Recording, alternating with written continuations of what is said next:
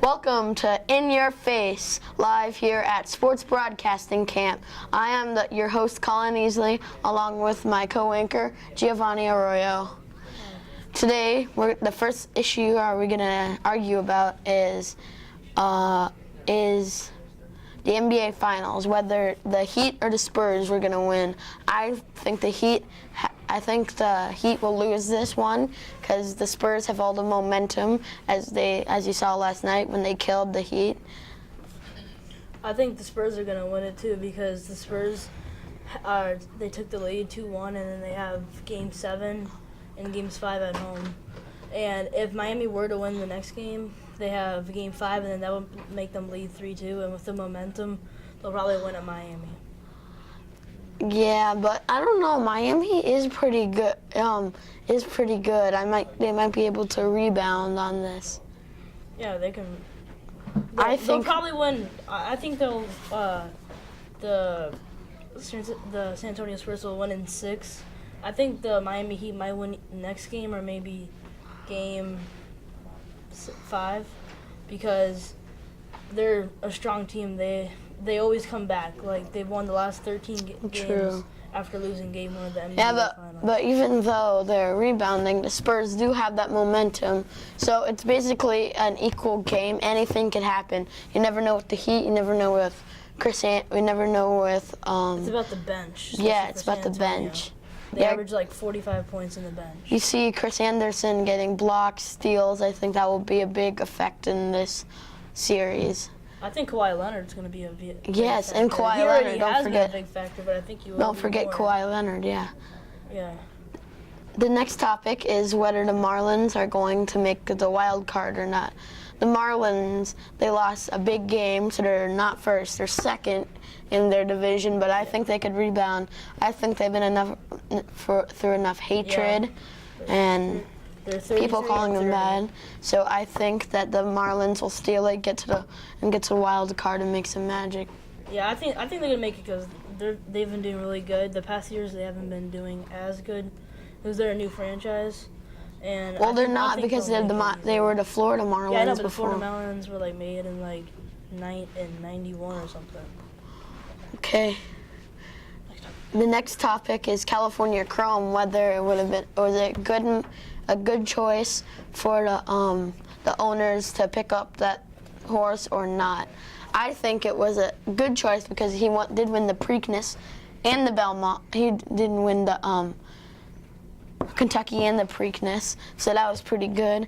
You probably disagree with me. I guess I disagree with you because I can't disagree. I agree with you because they took a horse that didn't even know how to race and they made it win the Preakness and the Kentucky Derby. But they still complain. Yeah, I know they complain because the owner was selfish and the owner he had some difficulties at the very end because they interviewed him and he didn't like the fact how California Chrome went through the first 2 races, and the horses that got out in the first 2 races, they were eliminated, but there were new horses in the Belmont. So there were fresh horses against his horse that was in the Kentucky Derby and Preakness.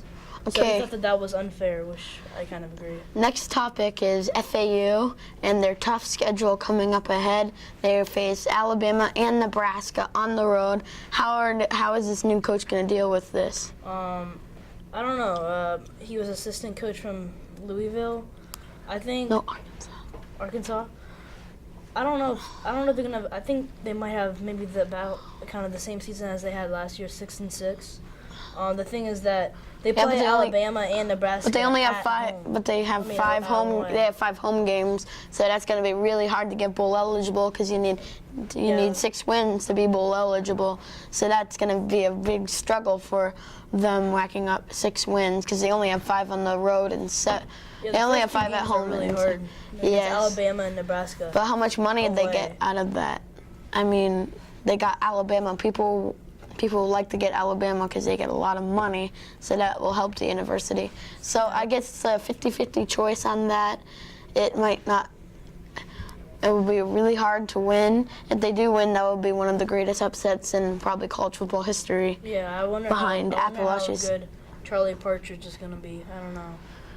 Okay, next topic is who's gonna be the Cinderella this year. I think High Point, because High Point has they lost last year by Winthrop by a buzzer beater, so I think that.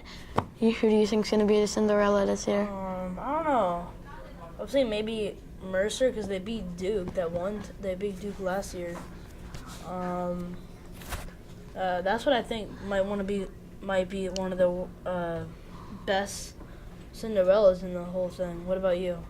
I said High Point, because they were about to be the Cinderella, but then they lost the buzzer from Winthrop. They missed the buzzer. Winthrop made a buzzer for them to advance to the for them not to go to the NCAA tournament. So that might be good. That's it on In Your Face on the Sports Broadcasting Camp. Thank you for tuning in.